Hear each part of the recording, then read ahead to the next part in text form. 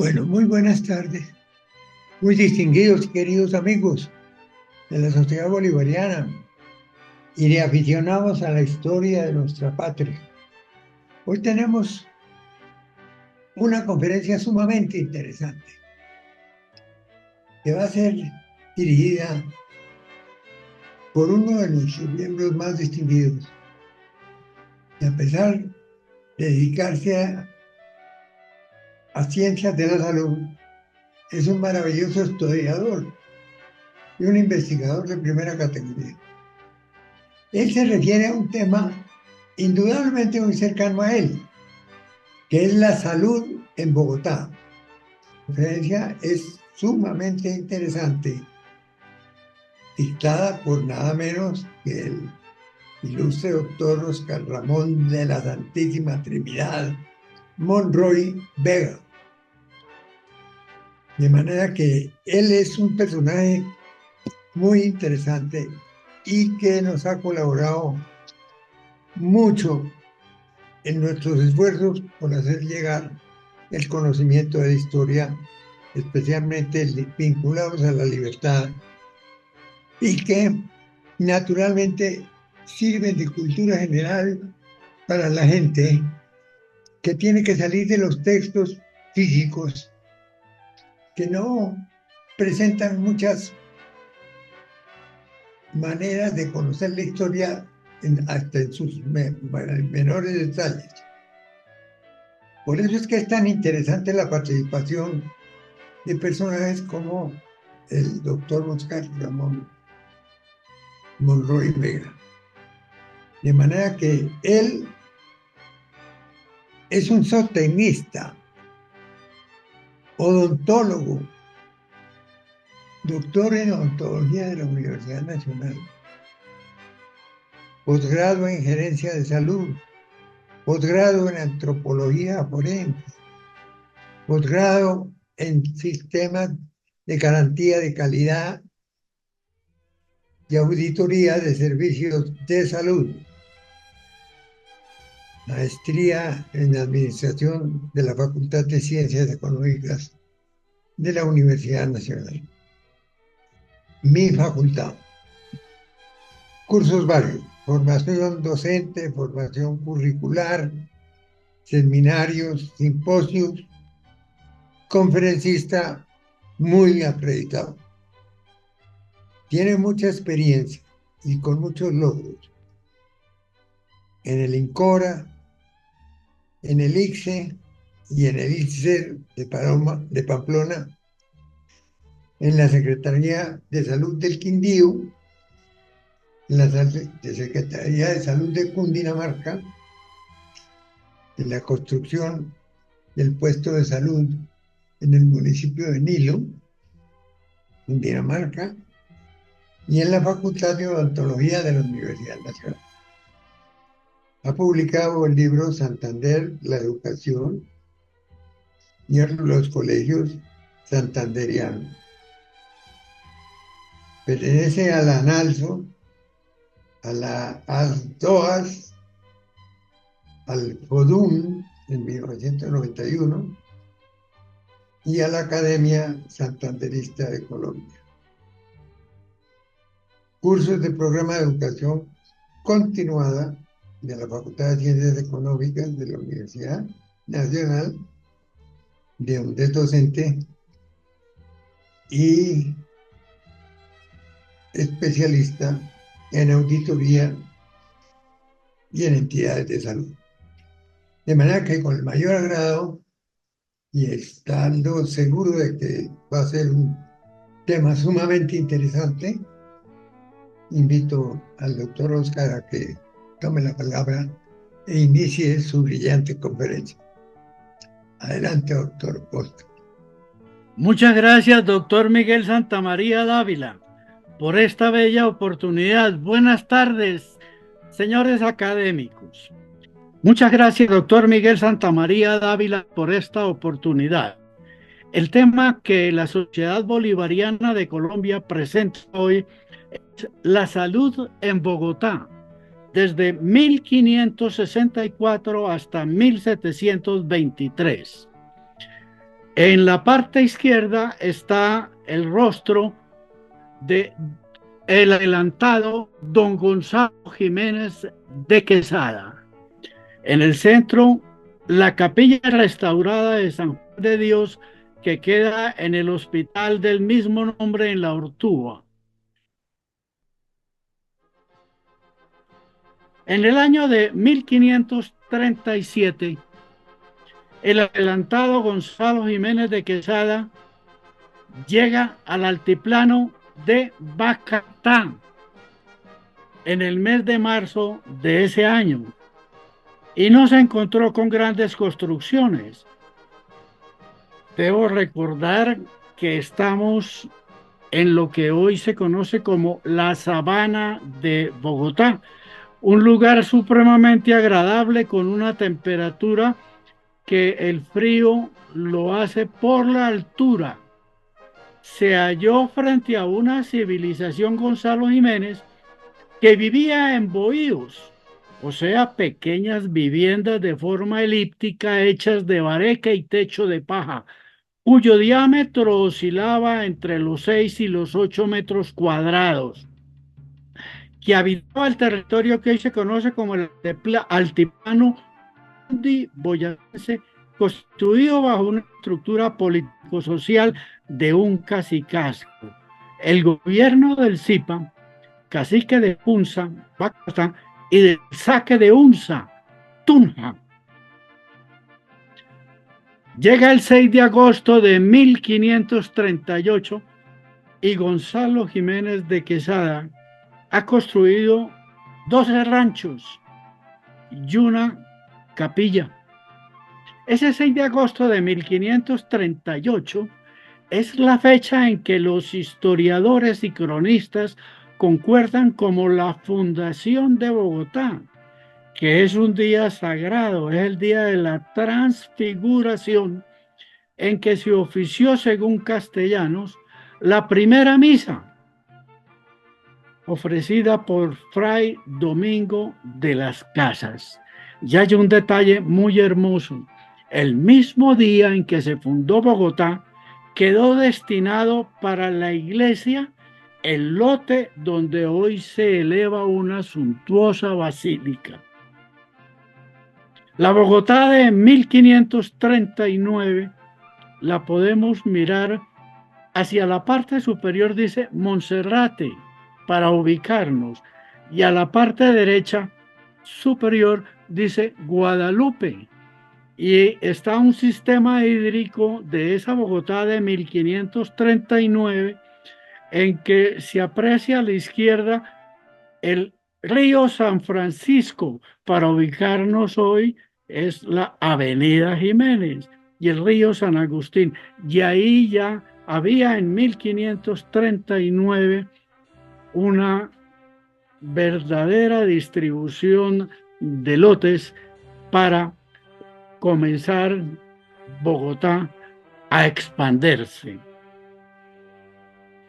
Esa fundación, en el sitio que hoy ocupa la catedral primera, ante un rústico altar y con toscos ornamentos, dijo la primera misa Fray Domingo de las Casas, y en ese sitio, según refiere el historiador Eduardo Posada, se hizo luego una sencilla iglesia con paredes de barro y techo de paja, la cual sirvió de parroquia hasta que llegó el obispo de Santa Marta, Fray Juan de los Barrios, en el año de 1553.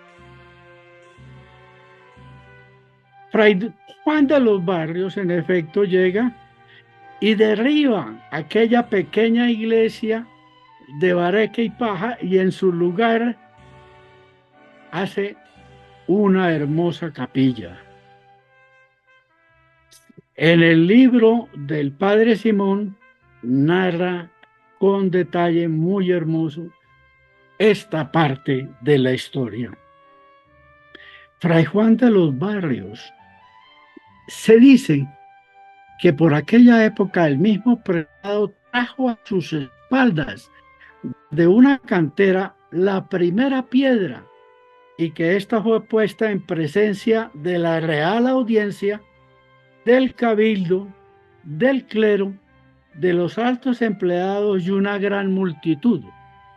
Sin embargo, en la noche víspera de su consagración, se desplomó de tal manera que apenas pudieran aprovecharse algunos materiales. Más luego se construyó de teja de barro y ya con mejores paredes la capilla que se llamó de San Pedro, que fue la precursora más luego y con el tiempo de la Basílica Primada de Bogotá. Y se hizo entonces una donación por parte del arzobispo Fray Juan de los Barrios, quien entregó en 1564 su residencia situada detrás de la catedral. Ahí había una calle que se llamaba de San Felipe en aquella época, para que fuera la sede del Hospital de San Pedro, el cual fue reemplazado en el año de 1739 por el Hospital San Juan de Dios.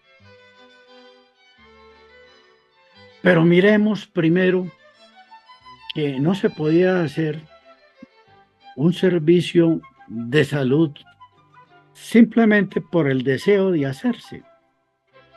Esto estaba reglamentado en una asamblea que se llamaba protomédico, que es el Real Tribunal del Protomedicato, y fue un cuerpo técnico encargado de vigilar el ejercicio de las profesiones sanitarias, médicos, cirujanos, farmacéuticos, barberos, que ahora miremos cuál era el oficio de ese barbero, así como de ejercer una función docente y atender a la formación de estos profesionales. Ese protomédico, ese Real Tribunal, fue creado en España en el siglo XV. En el siglo XVI, entonces se extiende a las colonias, fundándose los protomedicatos de México y del Perú. Y en el siglo XVIII, el protomedicato del Río de la Plata, que luego fue suprimido a principios del siglo XIX. Hay una razón histórica para el protomedicato funcionara y diera permisos de hacer salud a través de instituciones. Resulta que la unión de las coronas de Castilla y Aragón y el ascenso al trono de los monarcas Isabel y Fernando comportó no solo cambio en las políticas interiores y exteriores de un reino católico, es decir, en la nueva distribución de ese territorio recién descubierto, sino además supuso una paulatina modificación en las formas de administrar este.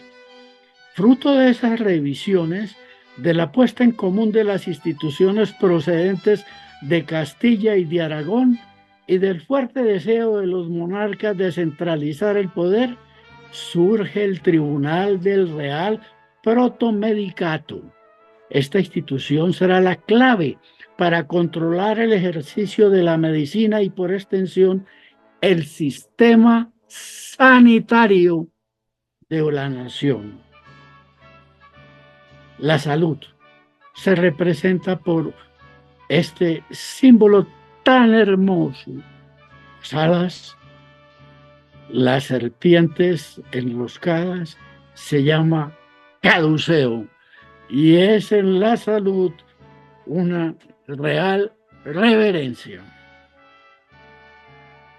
En el año de 1564, el Hospital de San Pedro que así se llamó, quedaba en lo que hoy es la Basílica, y esa calle hoy en día es la Carrera Sexta, con calle 11. En aquella época se llamaba ese pedazo de calle la de San Felipe.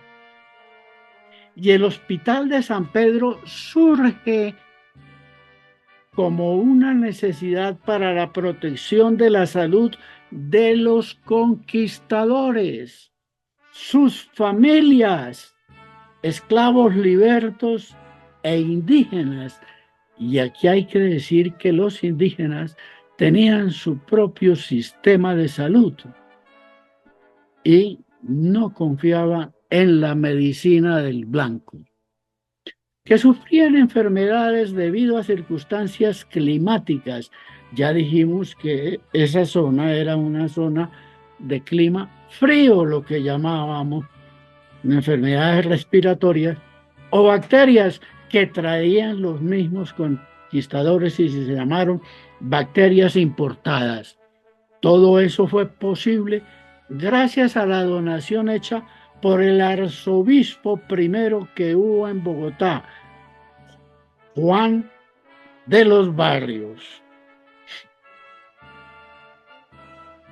El 21 de octubre de 1564, el arzobispo de los Barrios otorgó escritura pública ante el presidente don Andrés Díaz Venero de Leyva, dando unas casas de su propiedad situadas en la calle de San Felipe, hoy Carrera Sexta, con calle 11, en una de las cuales habitaba para que se destinaran a un hospital que se llamó de San Pedro. Las casas estaban situadas en la parte posterior de la actual Catedral Metropolitana. Esta es Bacatá. Ya se vislumbra un crecimiento a partir de aquel 1537 y por supuesto el 1538, 6 de agosto, cuando 12 ranchos y una capilla de techo de paja y paredes supremamente toscas, se inició la fundación de Bogotá.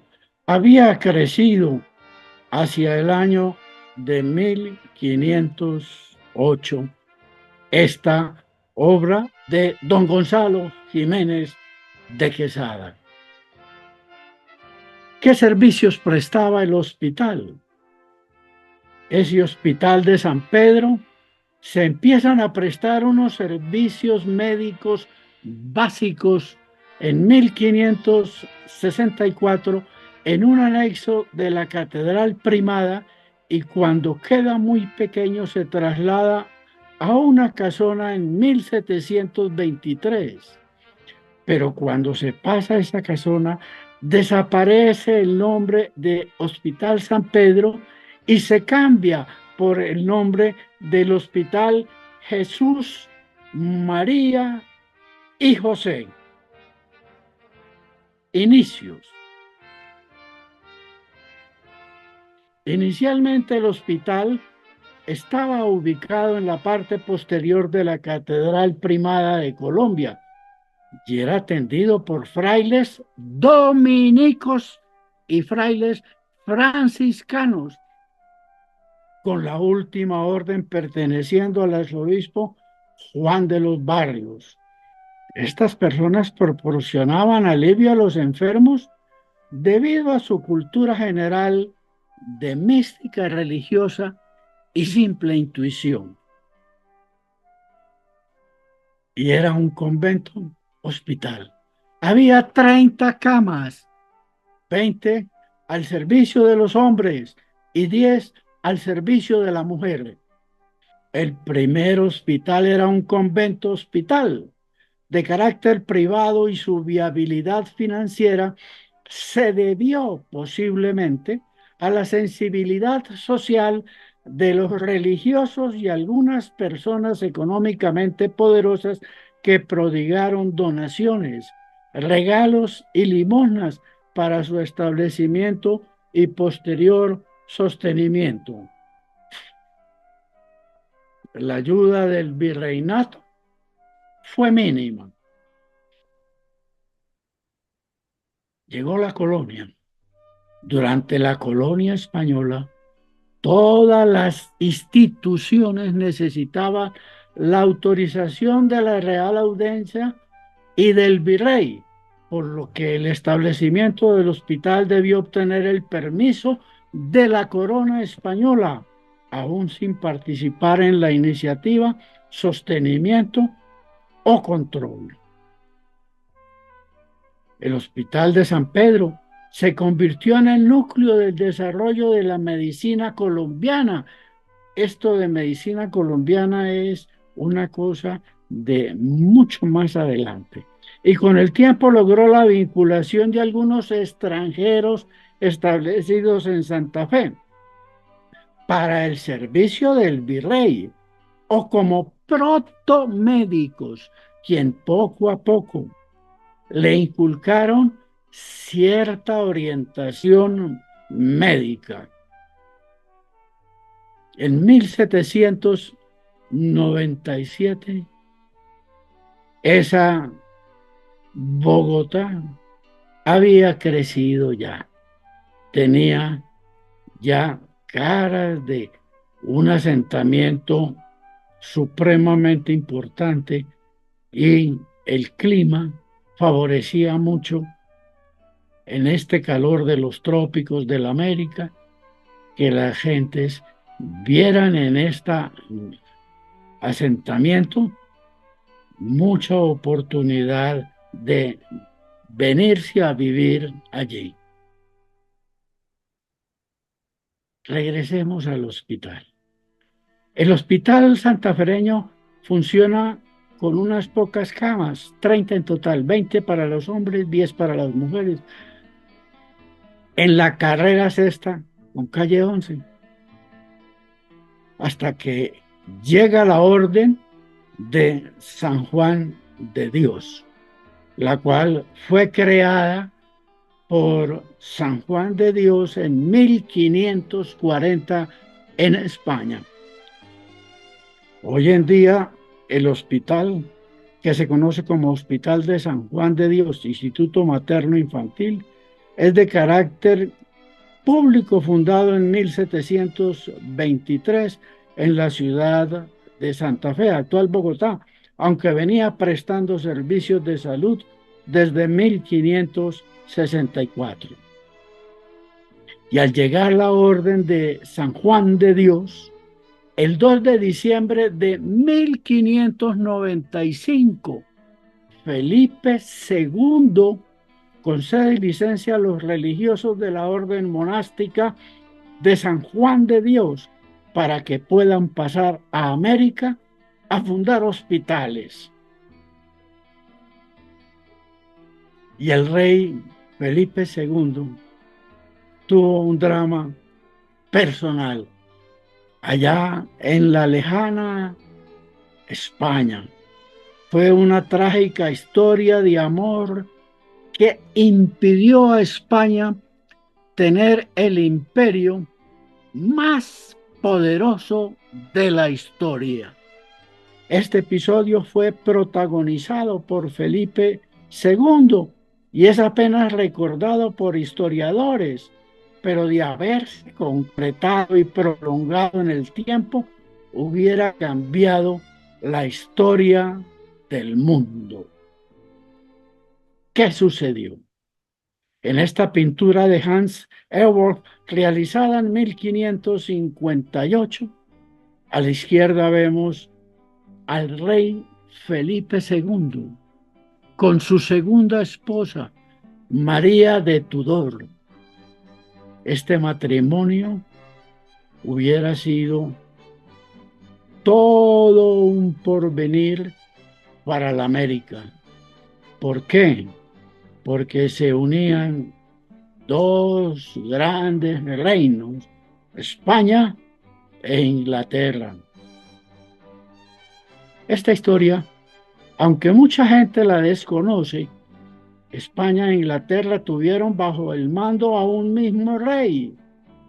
Y estos dos países hoy en día eran bien avenidos en ese momento, como si fueran una sola potencia. De haber perdurado en el tiempo esta unión, hoy probablemente estaríamos hablando del mayor imperio de la historia. España e Inglaterra. Ninguno habría podido hacerle sombra y su dominio sobre el planeta se habría prolongado durante muchos siglos. Ni el imperio romano, ni el imperio mongol de Gengis Khan habría podido compararse con Felipe II y sus sucesores. Este episodio no es fácil de comprender si se tiene en cuenta que España e Inglaterra han mantenido casi siempre una relación de rivalidad en la que se entremezclan sentimientos de temor, desprecio y admiración mutua. Felipe II de España, al contraer matrimonio con María del Tudor, los 4 años en que Felipe II fue también rey de Inglaterra, adoptó el nombre de Felipe I, y aquello fue consecuencia de su matrimonio con María I de Tudor entre 1554 y 1558, una circunstancia ya de por sí importante, porque se habría sumado a las consecuencias que tuvo para España el descubrimiento de América que se había producido poco antes. El matrimonio, sin embargo, no tuvo hijos. De haberlos tenido, la historia de Europa y España habría sido diferente. Todo comenzó cuando el príncipe Felipe enviudó de su primera mujer, María Manuela de Portugal, en 1545. 8 años después, su padre, el emperador Carlos V, todavía rey de España, eligió a María de Tudor como nueva esposa para aprovechar que ésta acababa de ser coronada, y el objetivo último era un objetivo político, era un matrimonio político, porque la descendencia de ambos se unía en una sola corona a Flandes, Borgoña, España e Inglaterra, formando una defensa infranqueable de sus posiciones continentales contra la ambición de los franceses. Felipe concibió el enlace como una mera obligación política impuesta por su padre. Su única misión parecía ser engendrar a un heredero que se convirtiera en el futuro aliado de España y el imperio. Los opositores contra los que tuvo que pelear, no obstante, fueron muchos por parte de Felipe. En primer lugar, con Francia, que observaba con pánico un matrimonio que podía conceder a España un gran poder y un vasto territorio. En segundo, los nobles, que se habían enriquecido con los bienes eclesiales expropiados en tiempos de Enrique VIII de Inglaterra, padre de María, y temían que tuvieran que devolverlos. Y en tercero, los protestantes, pues la unión ponía en grave peligro a su iglesia.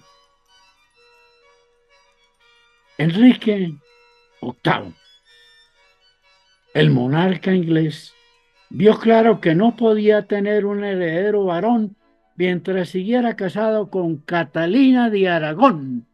Solo había tenido a María de Tudor, pero la idea de que una mujer reinase era algo inconcebible en la Inglaterra de aquella época. Buscó por todos los medios la anulación de su matrimonio para poder casarse con Ana Bolena y tener un hijo. Apeló al Papa Clemente VII, pero este no accedió. Entonces, Thomas Cromwell era el secretario de Estado y le planteó a Enrique VIII la posibilidad de separarse de Roma y crear un departamento espiritual dentro de su Estado bajo la batuta del rey como único representante de Dios en su reino. Enrique aceptó y al aceptar nació el protestantismo en Inglaterra al separarse de la Iglesia Católica. María de Tudor, católica, al casarse con Felipe II, se opuso siempre a este cisma por el daño que le había provocado a su madre y por su profunda fe católica, y dio rápidamente a Felipe II el sí cuando recibió su propuesta de matrimonio. El monarca español representaba para ella un perfecto apoyo en su causa de restaurar el catolicismo y frenar las aspiraciones protestantes.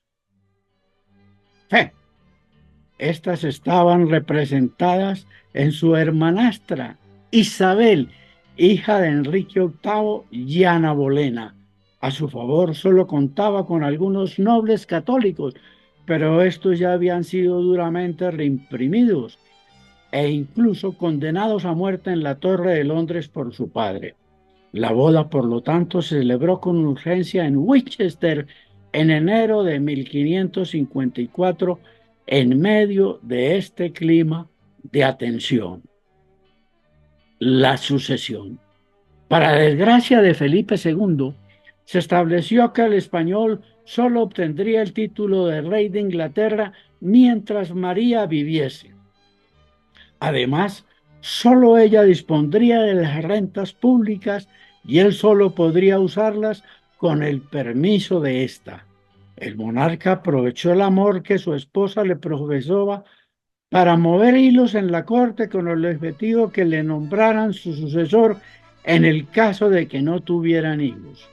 El Parlamento invocó los acuerdos prematrimoniales y lo impidió en el último momento. 11 meses después de la boda, Inglaterra volvía oficialmente a la obediencia de Roma. Para tranquilizar a la nobleza protestante, se dictó que las antiguas tierras eclesiales que Enrique VIII les había cedido no tuvieran que restituirse. Solo se devolverían aquellas que habían ido a parar a manos del rey de Inglaterra, los protestantes. Sin embargo, no era suficiente para María de Tudor, puesto que ella quería venganza después de que su madre hubiera sido repudiada y ella misma hubiera sido desheredada. Así que hizo prisionera a su hermana Isabel en la Torre de Londres y empezó a perseguir a los protestantes, a muchos de los cuales condenó a muerte sin ningún reparo. Y la vida sigue. Pasó el tiempo y el objetivo del matrimonio no se cumplía. María estaba tan obsesionada que incluso llegó a creerse que estaba embarazada. Dijo que su hijo nacería en abril de 1555 y puso a su hermanastra a hacer la ropa de su futuro bebé como una especie de tortura psicológica. Cuando llegó la fecha, se produjo la desilusión, la tragedia. La salud de la reina empeoró y Felipe se sintió engañado, pero todavía necesitaba a su esposa desde el punto de vista político. Felipe marchó, se fue a Flandes para asistir a la abdicación de Carlos V y responder a su favor, y le respondió a todas las cartas de amor que María le envió, aunque fuera cortésmente, para hacerla creer que era la mujer de su vida. A su regreso, siguió manteniendo relaciones sexuales con ella, aunque no tuviera ninguna esperanza de procrear. Tras la guerra que se encadenó con Francia, Felipe II volvió a marcharse, esta vez a Flandes. María de Tudor se quedó destrozada y siguió escribiéndole cartas rogándole que regresara pronto. No se imaginaba que ya nunca volvería a verle y que el sueño de aquella unión indefinida entre los dos reinos se perdía para siempre. Ella lo intentó y le escribió para comunicarle que estaba embarazada, pero él no la creía y envió al duque de Feria para confirmarlo. Este le dijo que la reina simplemente estaba enferma y que parecía no tener cura. Solo el láudano le aliviaba ya los fuertes dolores y se pasaba el día rezando y llorando. Fallecimiento. Ni siquiera fue a estar junto a ella en su agonía. Felipe II había perdido todo interés en ella, también por la corona inglesa, y era consciente de que el Parlamento jamás cambiaría las leyes de sucesión y dio el trono por perdido. El 17 de noviembre de 1558, María de Tudor moría sola, sin despedirse de su esposo, creyendo que éste aún la amaba. Felipe II deja de ser el monarca de Inglaterra de manera automática. El monarca hispano hizo un último intento y sondeó la posibilidad de casarse con su cuñada Isabel, pero ésta lo rechazó. Llega entonces Felipe III.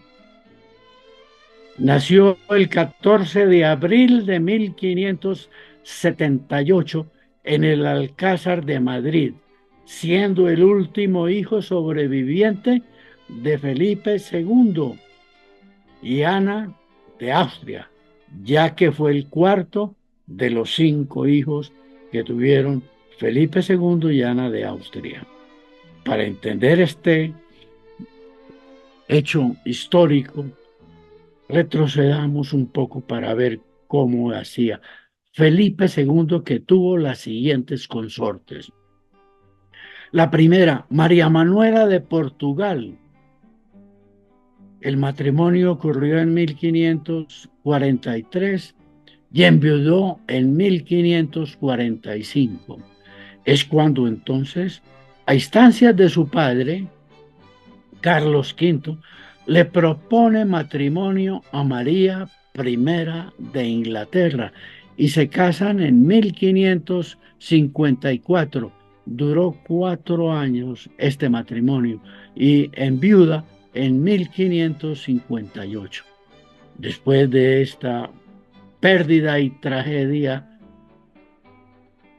Felipe II se casa con Isabel de Valois en 1559. No tuvieron descendencia y quedó viudo en 1568. Y se casa luego en 1570 con Ana de Austria y tienen 5 hijos y enviuda en 1580. Uno de ellos fue Felipe III. Y volvamos a la América. Orden de San Juan de Dios. En 1603 llega a Santa Fe de Bogotá San Juan de Buenafuente, fraile de la Orden de San Juan de Dios. Viene provisto de la licencia expedida por Felipe III para que en nombre de su orden tome posesión del Hospital de San Pedro, fundado 38 años atrás por el arzobispo de los Barrios, mas no puede cumplir la voluntad real. El arzobispo Lobo Guerrero es el patrono ahora del Hospital de San Pedro y se opone terca y enérgicamente a esta transición. En buena hora, el arzobispo Lobo Guerrero funda el Colegio de San Bartolomé. Es además el patrono del Hospital de San Pedro. De manera pues que la orden de Felipe III se ve burlada y esta representación del rey deja sin piso la posesión de el enviado de Felipe III. La orden fue fundada de San Juan de Dios en el año de 1540 por San Juan de Dios. En Francia, María de Medici le llama a París en 1601 y en 1790 poseerán en Francia y sus colonias la Orden de San Juan de Dios, 38 casas servidas por 218 religiosos. En 1630, Felipe III consigue que la administración del Hospital San Pedro quede a su cargo. Recupera entonces el Hospital de San Pedro. Hay una epidemia y entre el año de 1630 y 1634 en Santa Fe ha ocurrido una epidemia de tipo llamado exantemático o tabardillo o peste de Santos Gil mientras duró. Esta epidemia puso de manifiesto la falta de personal hospitalario y fue un factor convincente para que el arzobispo Torres accediera a que los frailes hospitalarios se encargaran del manejo del hospital como ministros y sirvientes. La primera mudanza del hospital. Ya iniciado el siglo XVIII, Santa Fe sufre por tercera vez una epidemia de viruela que perdurará hasta 1702. Se habla de 7.000 víctimas en la sola ciudad, lo cual parece una cifra elevada. Entonces, el Hospital San Pedro requiere más espacio. Y así, en 1723, se va a comenzar a construir otro hospital al occidente de la ciudad. Esta construcción va a tener una dirección y se hará bajo la dirección del prior de los frailes de San Juan de Dios, a quien Felipe III ya había encomendado la salud en Santa Fe. El prior es médico y cronista. Se llama Fray Pedro Villamor, quien estudió y practicó la medicina en Panamá y Cartagena. El padre Villamor cuenta con el apoyo de dos oidores, José Martínez Malo y José de Quintana. Y llega un legado. El arzobispo Fray Francisco de Rincón muere en Santa Fe el 27 de junio de 1723 y deja en su testamento una buena parte de sus bienes para el Hospital de Santa Fe, un aporte oportunísimo, ya que la construcción estaba en sus albores. Los oidores Martínez y Quintana ayudarán hasta la terminación de la obra, la cual una vez concluida, hay 8 días de fiestas a partir del 1 de enero de 1739. Había durado 16 años la construcción, pero este hospital ya cuenta con 100 camas. Hacia 1770, la población de la Nueva Granada se estima en 806.641 habitantes y la de Santa Fe contará con 18.161 habitantes. El tiempo no pasa en vano. La Academia Colombiana de Historia puso una placa a espaldas de la Catedral Primada de Colombia, que queda esta placa ubicada en la carrera sexta con calle 11, la cual dice: en este lugar se levantó el claustro del Hospital de San Pedro, fundado por el primer arzobispo de Santa Fe, Fray Juan de los Barrios, 1564. Homenaje de la Academia Colombiana de Historia, 1964. De manera pues que comienza la historia de la salud en Bogotá. Muchísimas gracias a los académicos, y esta es la bibliografía de esta conferencia. Muchas gracias, doctor Miguel. Muchas gracias por su bondad. Bueno, mi querido doctor Oscar, ha sido una conferencia verdaderamente extraordinaria, algo que muy poca gente sabía. De manera que esta conferencia realmente ha sido iluminante para los oyentes y naturalmente una joya para lo que estamos tratando de hacer en la sociedad bolivariana. Muchas gracias, querido doctor. Usted es un fabuloso investigador y nos ha traído una parte de la historia verdaderamente iluminante. Muchas gracias. Quiero invitar a los miembros de la sociedad a ver quién le tiene el gusto de decir algo.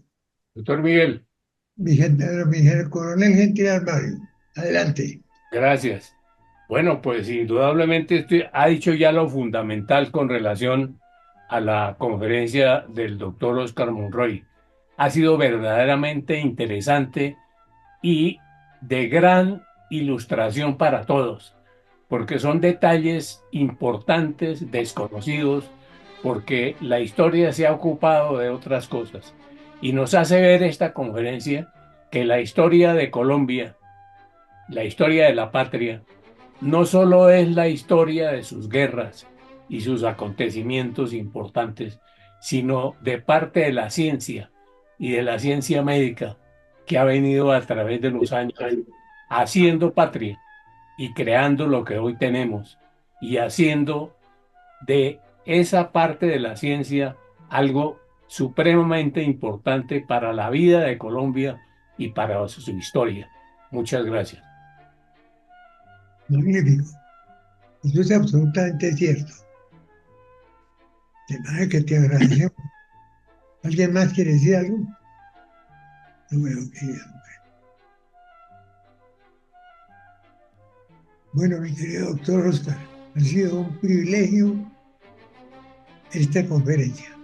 Realmente fue sumamente interesante y nos abrió el conocimiento para una etapa de la vida de la ciudad verdaderamente magnífico. De manera que te felicito muy sinceramente y te ruego que no nos abandones. Un gran abrazo para todos y muchas gracias por su tiempo.